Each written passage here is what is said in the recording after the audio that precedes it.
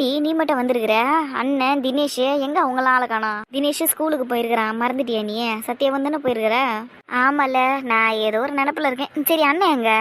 அவரு என் கூட தான் வந்துகிட்டு இருந்தாரு. வர வழியில சிவா அண்ணனை பார்த்தாரா, அதனால அவரு கூட அப்படியே கிளம்பிட்டாரு. நான் இப்படி வந்துட்டேன். சரி விடு, மதிய சாப்பாட்டுக்கு எப்படி இங்கே தானே வந்தாவணும், பார்த்துக்கலாம். சரி ஊர்ல இருந்து எல்லாரும் வந்துட்டாங்கன்னு சொன்னேன். எங்கடி குழந்தை குட்டின்னு ஒன்றுத்தையும் ஆளை காணோம்? பசங்களாம் உட்காந்துன்னு டிவி பார்த்துன்னு இருக்குங்கடி.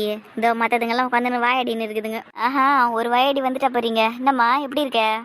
நல்லா இருக்கனே, நீங்க எப்படி இருக்கீங்க அத்தை? எனக்கு என்னம்மா, நான் நல்லா இருக்கேன். சரிங்க அத்தை. என்ன நீங்க மட்டும் வந்திருக்கீங்க? பத்துட்டடி எங்க? மதியத்துக்குள்ள வந்துருவாரு ஒண்டாடி, கவலைப்படாத. சரி சரி, வரும்போது அவர்கிட்ட இளநீ வாங்கிட்டு சொல்லுங்கன்னா, நான் ஏற்கனவே சொல்லிட்டேன். இருந்தாலும் நீங்களும் ஒரு தடவை ஞாபகப்படுத்தி விட்டுருங்க. ஞாபகப்படுத்தணும்னால இல்லம்மா, நீ சொல்லிட்டல, அவர் மறக்காம வாங்கிட்டு வந்துருவாரு.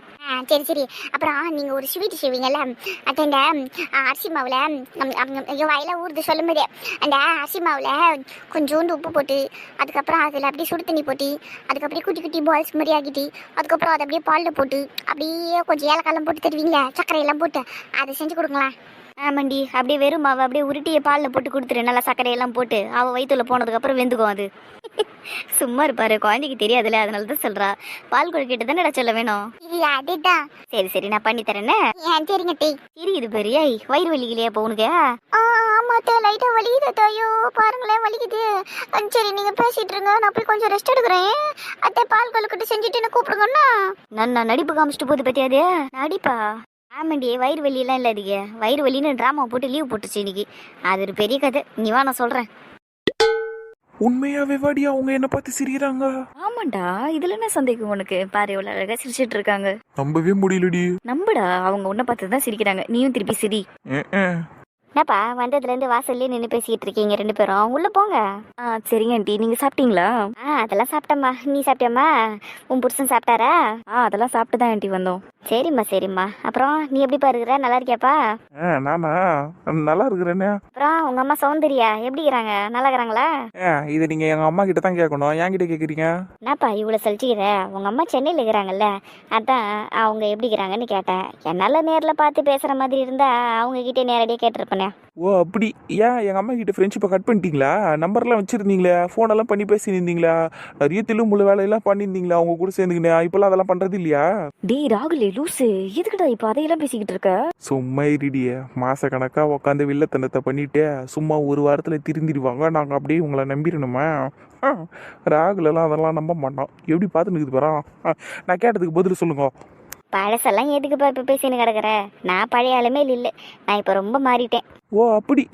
சரிதான் சரிதான். திடீர்னு திருந்திட்டா யாருக்கும் நம்பிக்கை வராது தான். அதனால தான் நீயும் நம்பிக்கை இல்லாமல் பேசுகிற. இதெல்லாம் எனக்கு புரியாமல் இல்லைப்பா. சரிப்பா, எதுக்கு நின்று நேரத்தை வேஸ்ட் பண்ணுறீங்க? போங்க, உள்ள புஷ்பா கிட்ட தானே பேச வந்தீங்க, போய் பேசுங்க போங்க. எல்லாரும் நல்லபடியாகவே இருந்துட்டா எந்த பிரச்சனையும் இருந்திருக்காது. இப்படி சந்தேக பார்வையோட உங்களை மக்கள் பார்த்துருக்க மாட்டாங்க. என்னத்தை பண்ணுறது, எல்லாம் காலம். சரி நான் போயிட்டு வரேன். பெரிய இவன் நாட்டம் பேசிட்டு போகிறான். இவன் ஆத்தக்காரியால் தான் எனக்கு இந்த நிலைமையே வந்தது. முதல்ல நான் பாட்டுன்னு சிவனேன்னு இருந்தேன். என்னை இழுத்து அந்த வேலையை பண்ணி இந்த வேலையை பண்ணுன்னு எனக்கு பணத்தாசை காமிச்சு கண்ட வேலையை பண்ணி வச்சு இப்போ என் குடும்பத்துக்கு முன்னாடியே நான் அசிங்கப்பட்டு நிற்கிறதுக்கு இவன் ஆத்தக்காரி தான் காரணம். நான் உங்களையெல்லாம் சும்மா விடக்கூடாதுடா. உங்களையும் சரி, இந்த வீட்டில் இருக்கிற குண்டுச்சி அவளையும் சரி, யாரையும் சும்மா விடக்கூடாது. நின்றுட்டே சாமான் கழுவுறதுக்கு எப்படி உக்காந்து சாமான் கழுவுறது ரொம்ப நிம்மதியாக இருக்குது. எவ்வளோ வேணாலும் துலக்கி போடலாம்ப்பா. ஆனால் முன்னாடி அத்தை இதுக்கெல்லாம் ஒத்துக்கவே மாட்டாங்க. சிங்கில் வச்சு தான் சாமான் கழுவணும், வெளியெல்லாம் எடுத்துகிட்டு வரக்கூடாதுன்னு என்னென்ன பேச்சு பேசுவாங்க. நான் நின்றுக்கினே வேலை செய்யணும்னு நினைப்பாங்க. ஆனால் இப்போ எல்லாம் மாறி போச்சு. கடவுள் இருக்கான் என் பக்கம். உண்மையாகவே மனசு திருந்தி நல்லபடியாக ஆயிட்டாங்கன்னா பழையபடி அவங்க இந்த வீட்டில் இருக்கலாம். இல்லைனா கடைசி வரைக்கும் ஹாலில் தான் அவங்க உட்காந்துருக்கணும். தனியா பேசினுக்கிறாங்க பாரு. எக்கோ ராகுலே வாடா, எப்படா வந்த நீ? நேத்து நைட்டே வந்துட்டேன், தெரியாதா உங்களுக்கு? அது தெரியும்டா, இங்கே நம்ம வீட்டுக்கு எப்போ வந்துன்னு கேட்டேன். அந்த ஒரு 10 நிமிஷம் ஆகுதுக்கா. முன்னாடி உங்கள் மாமியார்கிட்ட மொக்கம் போட்டுருந்தேன், அப்புறம் உங்கள் புருஷங்கிட்ட கொஞ்சம் மொக்கம் போட்டுருந்தேன், அப்புறம் உங்களை தேடி அப்படியே பின்னாடிக்கா வந்துட்டேன். சரி வா, எதுக்கு வெயில நின்றுக்கிட்டே வா, உள்ள போலாம் வா. போலாம். நீங்கள் எதுக்குக்கா வெளியே உட்காந்துட்டு பாத்திரத்தை தொலைக்கிட்டு இருக்கீங்க? சிங்கிளே வச்சு தொலைக்கிக்கலாம்ல. இங்கே பாடுறா, நான் நிற்கிற பக்கம் நல்லா அழகாக ஓடு மறைச்சி நிழலாக இருக்கா, போகிறதுக்கு ஜில்லு ஜில்லுன்னு காற்று வருதா. இந்த காத்தோட்டத்தோட இந்த நிழலில் உட்காந்து சாமான் தொலைக்கிற சுகமே தனி. ஆனால் இதெல்லாம் கிச்சனில் சிங்காண்ட நின்று நான் செஞ்சேன்னு வெயி பப்பக்கட்டே நினச்சிருவேன், காலும் வலிக்கும். இதுவும் கரெக்டாக தான் இருக்குது. செய்கிற வழியே சௌரியமாக செய்யணும்னு ஆசைப்பட்றீங்க. சரி வாங்க உள்ளே போவோம். ஆனாக்கா இது டிஷ்வாஷர் இருக்கேக்கா, இந்த சாமான் தொலைக்கிறதுக்கு அதில் போட்டு தொலைக்கிடலாம்ல, அப்படியே அழகாக சூப்பராக கழுவி ஊற்றுறோம்ல. சும்மா இருடா, இவ்வளோ வேலையை பார்க்குற இன்னைக்கே என் மாமியார் சோம்பேறிங்கிற பட்டத்தை கொடுத்து வச்சிருக்காங்க. இதில் நான் இந்த பாத்திரத்தையும் எடுத்துகிட்டு போய் மிஷினில் போட்டு கழுவுனேன்னு வையே, அவ்வளோதான் சுத்தம். என்னென்ன சொல்லுவாங்களோ. இப்போ தான் நீங்கள் உங்கள் மாமியாரை வீட்டு விட்டு ஒதுக்கிட்டீங்களே, அது என்ன பட்டம் கொடுத்தா உங்களுக்குண்ணா?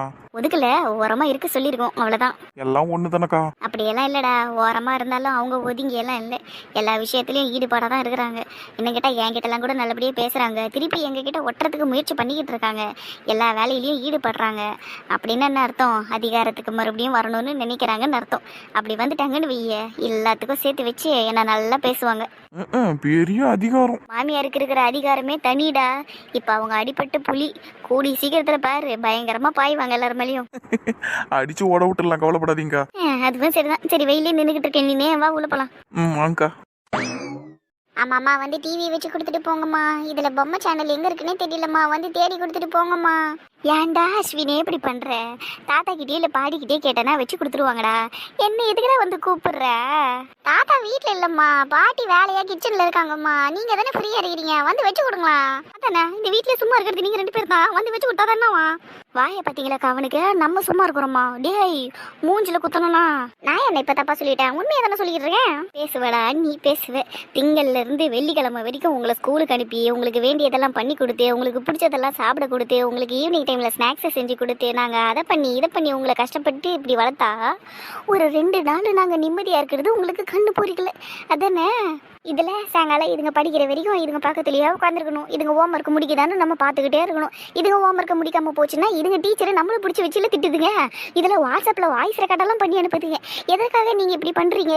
உங்கள் பசங்களெல்லாம் ஒழுங்காக மானிட்டர் பண்ணுறதை விட உங்களுக்கு வேறு என்ன வேலை இருக்குதுன்னு கேட்குதுங்க எங்களை. அதை சொல்லிடியே. இதில் நம்ம அடியை வாங்கி மெதியை வாங்கி 4 பேர்கிட்ட திட்ட வாங்கி இதுங்களை கஷ்டப்பட்டு வளர்த்தா இதுங்க பூரா பாசத்தை எடுத்துகிட்டு போயிட்டு அப்பாங்க கிட்ட காட்டுங்க. ஆனால் நம்ம நாமத்தை போட்டுட்டு உக்காந்துருக்க வேண்டியதான். ஏன்னா நம்ம தான் இழிச்ச வையே. எப்படி பார்க்குதுங்க பாரு எல்லாம். அதுவும் இல்லாமல் இந்த வீட்டில் எத்தனை பேர் இருக்கிறாங்க? ராகுல், காயத்ரி, மனோஜ், மணிமேகலன்னு இவங்க யார்கிட்டயாவது போய் கேட்க வேண்டியதானே?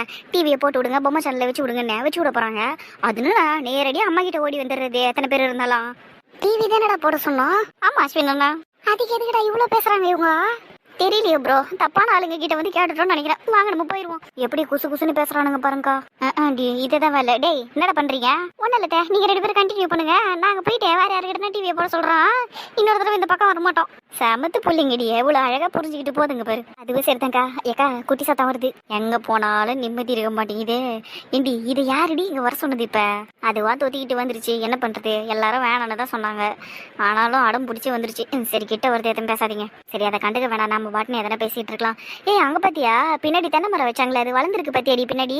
அப்படியாக்கா? எப்ப வச்ச மரம்? போன வருஷம் தான் வச்சாங்க. உன்னை யாரும் கேட்கல, ஆனா நான் சொல்லுவேன். பிரியா பேச்ச வளர்க்காத. சரிங்கக்கா. அப்புறம் அர்ச்சனாக்கா, இந்த வெயில் இந்த வருஷம் ரொம்ப அதிகமா இருக்குன்னு சொல்றாங்களேக்கா, நியூஸை பாத்தீங்களா? வருஷம் வெயில் காலம் வந்ததுன்னா நியூஸ்ல அதைத்தான் சொல்லுவாங்க பிரியா. பாருங்கக்கா, அது பதில் சொல்லிக்கிட்டு இருக்குது. நீ கண்டுக்காத பிரியா. பிரியா, இந்த வெயில் எல்லாம் வருஷம் வரதாண்டி செய்யும். ஆனா என்ன, ஒரு வருஷமும் வெயில் அதிகரிச்சுக்கிட்டே இருக்குல்ல, அதனாலதான் நியூஸ்ல முன்னெச்சரிக்கையா சொல்லிடுறாங்க. அப்பதான் மக்கள் எல்லாரும் ஜாக்கிரதையா இருப்பாங்க. அதுக்காக தாண்டி நியூஸ்ல சொல்லிடுறாங்க. அது என்னமோ சரிதான்க்கா, வீட்டுக்குள்ளேயே இருக்க முடியல, அந்த அளவுக்கு காணல் அடிக்க ஆரம்பிச்சிருது. ஏசி போட்டுன்னு உட்காந்துக்கோ. நான் பொதுவா சொல்லிக்கிட்டு இருக்கேன்னா, சும்மா எல்லாருக்கிட்டையும் ஏசி இருக்குமா? உங்க வீட்டுல ஹாலு, பெட்ரூம், கிச்சன் எல்லாத்துலயும் போட்டு வச்சிருக்கீங்க. என் வீட்டுல எல்லாம் அப்படி நான் போட்டு வைக்க முடியுமா? கரண்ட் பில் யாரு கொடுப்பா? நீ வந்து கொடுப்ப?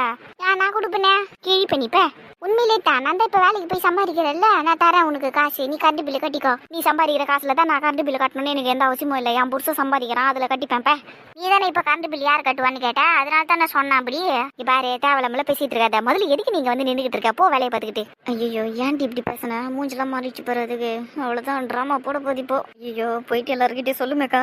என்கிட்ட பேசுறதுக்கு உங்களுக்குலாம் விருப்பம் இல்லைன்னு தெரிஞ்சோ நான் வேணும்னே வந்து பேசிக்கிட்டு இருக்கேன்னா, எனக்கு இங்கே பேசுறதுக்கு யாருமே இல்லைன்னெல்லாம் இல்லை. எனக்கு எல்லாருக்கிட்டையும் பேசணும்னு ஆசை, அதனால தான் வந்து பேசிக்கிட்டு இருக்கேன். ஆனால் நீங்கள் எல்லாருமே நான் தோட்டி விடுறீங்க. சரி, என் ஃப்ரெண்ட்ஸுங்கெல்லாம் தான் சேர்ந்து அப்படி பண்ணுறாங்கன்னு பார்த்தா நீங்கள் கூட அப்படி தான் பண்ணிக்கிட்டு இருக்கீங்க. உங்களெல்லாம் நான் ஒன்றுமே பண்ணலை, ஆனாலும் நீங்கள் என்னை வெறுக்கிறீங்க. சரி என்னதான் இருந்தாலும் நந்தினி மேலே பாசம் உங்களுக்குலாம் அதிகமாக இருக்கிறதுனால தான் என்னை வெறுத்துக்கிட்டு இருக்கீங்க. சரி எனக்கு புரியுது. நான் இனிமேல் உங்களெல்லாம் டிஸ்டர்ப் பண்ண மாட்டேன். நான் போகிறேன். உண்மையிலே தான் வருத்தப்பட்டு பேசுதா இல்லை இதுவும் ட்ராமாவா? உண்மையிலே தான் வருத்தப்பட்டு பேசுதுக்கா. ஏன்னா அது சொன்ன மாதிரி அது நம்மள எதுவுமே பண்ணலைல்ல. ஆனால் நாம் நந்தினி மேலே இருக்க பாசத்தில் தான் அவன் மேலே கோவப்பட்டுக்கிட்டு இருக்கோம். அதுவும் இல்லாமல் இவள் பண்ணுறது தப்புங்கிறதுனால தான் இவன் மேலே கோவப்படுறோம், பாசங்கிறத தாண்டி. ஆனால் இந்த பொண்ணு வேறு மாதிரி புரிஞ்சுக்கிட்டு போகுது. என்ன பண்ணுறது? சரி, இதுக்கிட்ட பேசுவோம் அப்புறமா. ஆனால் பேசி மட்டும் என்ன பிரயோஜனம்டி? இது நந்தினி கிட்ட பழையபடி சமாதானமாக இருந்துட்டாலே எல்லா பிரச்சனைக்கும் ஒரு தீர்வு கிடச்சிரும். ஆனால் இதுதான் சமாதானத்துக்கு வர மாட்டேங்குது. ரொம்ப கஷ்டப்படுத்துறாங்க எல்லாரும் சேர்ந்து. என்ன நான் மட்டும் எதனா திருப்பி பண்ணால் அவங்க எல்லாருக்குமே கஷ்டமாக்குதுன்றாங்க. ஏன்டா அப்படி பண்ணுறாங்களும் தெரியல. அன்றைக்கி கூட பஜ்ஜி செஞ்சுட்டு எனக்கு எட்டுன்னு வந்து கொடுக்கவே இல்லை. எனக்கு எவ்வளோ கஷ்டமாக இருந்துச்சு தெரியுமா? அதுக்கே நான் அதுக்கிட்ட பேசாமல் இருந்திருக்கணும். ஆனாலும் போய் பேசுகிறேன்ல, ஓவரை தான் பண்ணுறா இந்த பிரியா. யார்கிட்டையும் போய் நான் சொல்லவும் மாட்டேன் எதையும். பிரியாவாச்சும் என்னை திட்டியாச்சும் பேசுது. ஆனால் இந்த அர்ச்சனாக்கா என்னை பார்த்தாலே திரும்பி போயிடுது. என்னை ரொம்ப ஓவராக டார்ச்சர் பண்ணுறாங்க. உங்கள் எல்லாரையும் கோவம் வருது எனக்கு. ஆனால் அவங்களெல்லாம் என்னால் என்ன பண்ண முடியும்? எல்லாத்துக்கும் இந்த நந்தினி தான் காரணம். அவளால் தான் இவங்க எல்லாரும் எனக்கு எதிரியாக மாறிட்டாங்க. ஓ, இங்க இருக்கியா? ஏய் மணி, இவர் எது இங்கே வராதிப்பா? என்ன இங்க உட்காந்துருக்க? ஆமா, நான் வரும்போது ஏதோ தனியா பேசிக்கிட்டு இருந்தியே, என்ன பேசிக்கிட்டு இருந்த? நான் ஒன்றும் பேசலையே. இல்லையே, நான் பார்த்தனே, நீ அந்த பக்கமா திரும்பி ஏதோ பேசிக்கிட்டு இருந்த மாதிரி இருந்துச்சு. அதை நான் பேசிக்கிட்டேலாம் இல்லை. அங்கே ஒரு பொல்லி போச்சா, அதை தான் விரட்டி விட்டுக்கிட்டு இருந்தேன். எனக்கு பொல்லினா பயம். ஓ அப்படியா? சரி, எதுக்கு இப்படி தனியா உட்காந்துருக்க? எழுந்து வா, உள்ள போலாம். நீங்கள் போங்க, நான் கொஞ்ச நேரம் கழிச்சு வரேன். எனக்கு உன்கிட்ட கொஞ்சம் பேசணும், உள்ள வா. அப்புறமா வரேன்னு சொல்கிறேன்ல. என்ன நீ இவ்வளோ திமிரா பேசுற? சனிக்கிழமை அதுவுமா நான் வேலைக்கு கூட போகாம லீவ் போட்டுட்டு உனக்காக வீட்டில் இருக்கேன். நீ என்னடான்னா நான் பேச கூப்பிட்டா வர மாட்டேங்கிற. நான் பேசுறதுக்கு உன் கூட வரலனா, உன் கூட டைம் ஸ்பெண்ட் பண்ணலன்னா மட்டும் அவ்வளோ அழுகுற, திட்டுற. இப்போ கூப்பிட்டா வர மாட்டேங்கிற. வரேன். சரி, இப்போ என்ன பேசணும்? என்ன பேசணும்னு சொல்லி கூப்பிட்டா தான் வருவியா நீ? என்னப்பா இது ஒரே தொல்லையா போச்சு. அந்த வர இரு. அப்படியெல்லாம் ஒன்று நீ சலிச்சுக்கிட்டு வரணும்னு அவசியம் இல்லை. நீ இங்கே உட்காந்துரு, நான் உள்ள போகிறேன். வாங்க. யார் உங்களை நீக்க சொன்னதீங்க? உங்ககிட்டலாம் போய் பேசின பாரு, என்ன சொல்லணும். நேற்று நைட்டு நீ பேசின பேச்சுக்கு உன்கிட்ட பேசவே கூடாதுன்னு நினச்சிக்கிட்டு இருந்தேன். சரி, காலையில் உன்னை பார்க்கறதுக்கே பாவமாக இருந்துச்சு. ராகுல் கிட்ட அவ்வளோ அடி வேற வாங்கிட்டு பாவமாக நின்றுக்கிட்டு இருந்தேன். சரி, போனா போட்டுமேனு பேசின பத்தியா, என்ன சொல்லணும். உங்களை யாரு பேச சொன்னது? இப்போ புரியுது உன்னை ஏன் எல்லாரும் குட்டி சாத்தான்னு கூப்பிட்டுக்கிட்டு இருக்காங்கன்னு. ரொம்ப சரியா தான் பேரை வச்சிருக்காங்க. நீ இப்படி எல்லாம் பண்றதுனால தான் உன்னை கரெக்டான பேர் வச்சு கூப்பிடுறாங்க எல்லாரும். இப்போ குட்டி சாத்தம். கடைசியில் இவரை என்ன குட்டி சத்தனை கூப்பிட்டு போயிட்டாரு. இதுதான் என் பிரச்சனையே ஆரம்ப கட்டத்துல இருந்து. நானா எந்த பிரச்சனையும் தேடி போக மாட்டேன். நான் ஆட்டுன்னு தான் இருப்பேன். என்னை தேடி தான் எல்லா பிரச்சனையும் வந்துட்டு போகுது. கடைசியில் நான் தான் கெட்டவள் ஆயிட்டேன். இதெல்லாம் நான் யாருக்கிட்ட போய் சொல்றது? ஆனால் நந்தினியா, எல்லாத்துக்கும் நீ தாண்டி காரணம். ஜாலியாக சாப்பிட்டுக்கிட்டு சிரிச்சு பேசிக்கிட்டு விளையாடிக்கிட்டு இருந்த என்ன இப்படி தனியாக உட்கார வச்சு புலம்ப வச்சுட்டு இல்லடி நீ நான் சும்மாவே விட மாட்டேன்டி. நல்லா ஊருக்கு வந்து ஜாலியாக அவரோட டைமை ஸ்பெண்ட் பண்ணலான்னு பார்த்தா எங்கே எல்லாமே எனக்கு சொதப்பெல்லாம் போச்சு. ஆனால் இது எல்லாத்துக்கும் அந்த நந்தினி தான் காரணம். என்ன பண்ணின்னு இருக்கிறா அவளுக்கு என்ன ஜாலியாக குணாக்கிட்டேயும் கமல்கிட்டேயும் மொக்க போட்டுக்கிட்டு இருக்கா. இன்னைக்கு கால் ஃப்ளோலாம் வேற கம்மி தான், வேலையும் ரொம்ப கம்மி தான். அதனால ஜாலியாக அரட்டை அடிச்சு பேசிக்கிட்டு இருக்கா எல்லாருக்கிட்டையும். பாரு, கேட்கும் போது ஆத்திரமா வருது. நான் மட்டும் இவ்வளோ கஷ்டப்பட்டுக்கிட்டு இருக்கேன், அவன் மட்டும் சந்தோஷமா இருக்கிறாளா? ரொம்பவே சந்தோஷமா இருக்காமா. கோவமா வருது. அவளுக்கு போய் ஃப்ரெண்ட்ஷிப் பேண்ட் குத்தம் பாரு. என்ன சொல்லணும்? ஃப்ரெண்ட்ஷிப் பேண்ட் கொடுத்தியா? ஆமாம், அவளுக்காக வாங்கினதையும் சேர்த்து எனக்கு கொடுத்தேன்னு சொன்னேன். அப்புறம் எப்படி இப்போ ஃப்ரெண்ட்ஷிப் பேண்ட் அவளுக்கு நீ கொடுத்த? சும்மா சொன்னேங்க. நான் அவளுக்காக நான் ஏற்கனவே வாங்கி வச்சுருந்தேன். உங்களுக்கு கொடுத்தது நான் எக்ஸ்ட்ராவாக வாங்கி வச்சது. ஓஹோ அப்படி. சரி விடு. அவள் மேலே என்னதான் கோவம் இருந்தாலும் உனக்கு இதெல்லாம் கொடுக்கணும்னு தோணுதே. உன் மனசு யாருக்கும் வராது மணி. உண்மையிலேயே அவள் என்னதான் உனக்கு துரோகம் பண்ணாலும் நீ அவளுக்காக என்னென்னமோ பண்ணிக்கிட்டு இருக்க பார்த்தியா? ஃப்ரெண்ட்ஷிப் பேண்டெல்லாம் வாங்கி கொடுக்குற பெரிய விஷயந்தான். பெரிய ஆள்மணி நீ. உங்களுக்கு புரியுது, ஆனால் அவளுக்கு புரியுதா? பார்த்தீங்களா? நான் கொடுத்த பேண்டையும் வாங்கி போட்டுக்கிட்டே எனக்கு எதிராகவே செயல்பட்டுக்கிட்டு இருக்கா. சரி விடு. உண்மையான ஃப்ரெண்டாக இருந்தால் உனக்கு விசுவாசமாக இருந்திருப்பா. அவள் தான் உனக்கு உண்மையான ஃப்ரெண்டாக இல்லையே. அப்புறம் எதுக்கு நீ புலம்பிக்கிட்டு இருக்க? ஃப்ரீயாக விடு. என் நிலமையை பாருங்க எப்படியெல்லாம் இருக்குதுன்னு. ஏற்கனவே வீட்டில் இருக்கிற யாரும் பெருசாக என்கிட்ட பேச மாட்டேங்கிறாங்க. நானே போய் வாண்டடாக பேசினாலும் ஒதுங்கி போகிறாங்க. இதெல்லாம் எனக்கு ஒரு மாதிரி இருக்குது தெரியுமா சௌமியா? நான் உண்மையிலேயே ஆசாசியாக தான் பிரியாக்கிட்டையும் அர்ச்சனாக்காக்கிட்டையும் பேச போனேன். ஆனால் அவங்க என்கிட்ட முகம் கொடுத்தே பேச மாட்டேங்கிறாங்க. பிரியா என்ன திட்டி விட்டு அனுப்பிச்சிருது. எனக்கு ரொம்ப கஷ்டமாக இருக்குது. இது எல்லாத்துக்குமே நந்தினி தான் காரணம் தெரியுமா? சே, கேட்கறதுக்கே ரொம்ப கஷ்டமா இருக்குமா. பார்த்தாததுக்கு அவரும் என்கிட்ட பேச முடியாதுன்ட்டு போயிட்டாரு. அச்சிச்சோ, நீங்களே எப்பயாச்சும் தான் பாத்துக்கிறீங்க, இப்ப கூடவா சண்டை வந்துருச்சு? ஆமாங்க சௌமியா. சே, உன் நிலைமை உண்மையிலேயே ரொம்ப மோசமா தான் இருக்குது. நந்தினியை சந்தோஷம் மாதிரி நீங்க அடிக்கடி மீட் பண்ணிக்கிற மாதிரி இருந்தா கூட பரவாயில்ல. நீங்களே எப்பயாவது தான் மீட் பண்ணிக்கிறீங்க, அந்த டைம்ல கூட சண்டை வந்துருச்சு. இதுக்கும் நந்தினி தான் காரணமா என்ன? இல்ல இல்ல, அவளாம் காரணம் இல்ல. என் அண்ணன் ரூம் வேணும்னு நான் அவர்கிட்ட சொன்னேன். அதாவது எனக்கும் மனோஜுக்கும் கல்யாணம் ஆனதுக்கப்புறம் இந்த வீட்டில் இருக்கிற என் அண்ணனோட ரூமில் போய் நம்ம ஸ்டே பண்ணிக்கலாம், அண்ணன் வந்து நந்தினி ரூமில் ஸ்டே பண்ணிக்கிட்டோம், அவர் இங்கே வந்து போகிறப்பெல்லாம் அப்படின்னு சொன்னேன். அது என் ஆளுக்கு பிடிக்கல. அப்படியெல்லாம் என்னால் அந்த ரூமில் வந்து இருக்க முடியாது, கல்யாணம் ஆனதுக்கப்புறமா நான் என் ரூம்லேயே தான் இருப்பேன், உனக்கு விருப்பம் இருந்தால் நீ இந்த ரூமில் இரு, இல்லை வேறு ரூமில் போய் படுத்துக்கோன்ட்டாரு. ஓஹோ, இதுதான் பிரச்சனையா? சரி, இது எதுக்கு நீ உன் ஆளுக்கிட்ட சொன்ன? டேரெக்டாக போயிட்டு உங்கள் மாமா கிட்டே சொல்ல வேண்டியது தானே, அவரே ரூமை மாற்றி கொடுத்துட்டு போகிறாரு. நீ என்ன கேட்டாலும் தான் செய்வாங்களே எல்லாரும். கரெக்டு தான், இருந்தாலும் இந்த விஷயத்த கொஞ்சம் ஆற போட்டால் தான் நல்லாயிருக்கும். ஏன்னா முதல்ல கல்யாணம் முடிச்சிடட்டும், அப்புறம் இவர் பாட்டுன்னு கோவத்தில் என்னால் உன்னை கல்யாணம் பண்ணிக்க முடியாதுன்னு சொல்கிற போகிறாரு. ஐயோ, ஒரு ரூமு மாற்றிக்க சொன்னதுக்கா? ஆமாங்க சௌமியா, அவர் சொன்னாலும் சொல்லுவார், ரொம்ப கோவக்காரர் தெரியுமா யாழே. பார்க்கத்தான் சாதுவாக இருப்பார், ஆனால் எதனா நான் ஒரு சின்ன தப்பு பண்ணால் கூட அப்படியே பொங்கி எழுந்துருவார், என்னை பிடிச்சி திட்டி விடுவார் கருணையே இல்லாமல். சரி சரி, அப்ப நீ இந்த விஷயத்த ஆற போடு. ஆமாம்மா, அப்படித்தான் பண்ண போறேன். சரி, வயிறு வலி எப்படி இருக்கு? வயிறு வலின்னு சொல்லிட்டு தானே லீவ் போட்டேன் இன்னைக்கு. அது சௌமியா, எனக்கு உண்மையிலே வயிறு வலிலாம் இல்லை, சும்மா இங்க வீட்டில் எல்லாரும் கூட இருக்கணுன்றதுக்காக லீவ் போட்டேன். ஆனால் ஏன் லீவ் போட்டேன்னு ஆகிப்போச்சு. அடிப்பாவி, இந்த வேலையெல்லாம் வர பாத்தியா நீ? ஆமாம்மா, பார்த்துட்டேன் போங்க. ஆனால் வயிறு வலின்னு ட்ராமாவை போட்டு மாட்டிக்கவும் செஞ்சு ராகுல் கிட்ட அடியும் வாங்கி போங்க. என் வாழ்க்கையே ரொம்ப மோசமாக போய் நிற்குதுங்க. ஸோ சேட் மணி, உன் வாழ்க்கை இந்த அளவுக்கு மோசமாக போகுன்னு நான் கொஞ்சம் கூட எதிர்பார்க்கவே இல்லை. ஆனால் நந்தினிக்கு பாரு, அவள் லைஃப் ரொம்ப ஸ்மூத்தாக போகுது. அவள் அவளை பிக்கப் பண்ணிக்கிட்டு இருக்கான், இங்கே அவள் ஜாலியாக எல்லாருக்கிட்டையும் பேசிக்கிட்டு இருக்கா. ஆனால் நீ லீவ் போட்டாலும் நிம்மதியாக இருக்க முடியாமல் கஷ்டப்பட்டுக்கிட்டு இருக்க. ரொம்ப கஷ்டம்தான். என் நண்பர்கள் எல்லாம் துரோகிகளாக மாறினா இப்படி தான் இருக்கும் வாழ்க்கை. என்ன பண்ணுறது? நெக்ஸ்ட் வீக் வேறு நந்தினி இன்விடேஷன் எடுக்க போகிறாள்ல, அவ்வளோதான்ல. இன்விடேஷன்லாம் பிரிண்ட் பண்ணிட்டாங்கன்னா கல்யாணம்லாம் நடந்துரும்ல. அதே எப்படியே பத்திரிக்கை அடித்தா கல்யாணம் நடக்கணும்னு எதனா அவசியம் இருக்கா என்ன? ஆமாம், பத்திரிக்கைலாம் அடித்தா எல்லாருக்கும் கொடுக்க ஆரம்பிச்சிருவாங்க, அப்போ கல்யாணம் எல்லாம் நிற்கிறதுக்கு வாய்ப்பே இல்லை, நடந்துரும் அது பாட்டுன்னு. ஐயோ, என்ன சௌமியா இப்படி சொல்கிறீங்க? ஆமாம் மணி, பத்திரிக்கை அடித்தா ஆல்மோஸ்ட் கல்யாணம் முடிஞ்ச மாதிரி தான். ஐயோ, நீ என்ன நினச்ச? இந்த டிவி சீரியலெல்லாம் காட்டுற மாதிரி கடைசி நேரத்தில் தாலி கட்டும்போது கல்யாணம் நிற்கும்னு நினச்சியா? அப்படியெல்லாம் கிடையாது. பத்திரிக்கைலாம் அடிச்சிட்டாங்கனாலே கல்யாணம் முடிஞ்ச மாதிரி தான். அதுவும் இல்லாமல் கடைசி நேரத்தில் கல்யாணம் நிற்கணும்னா மாப்பிள்ளையே பொண்ணோ தான் கல்யாணத்தை நிறுத்தணும், இல்லை வேறு யாருன்னா நிறுத்தணும்.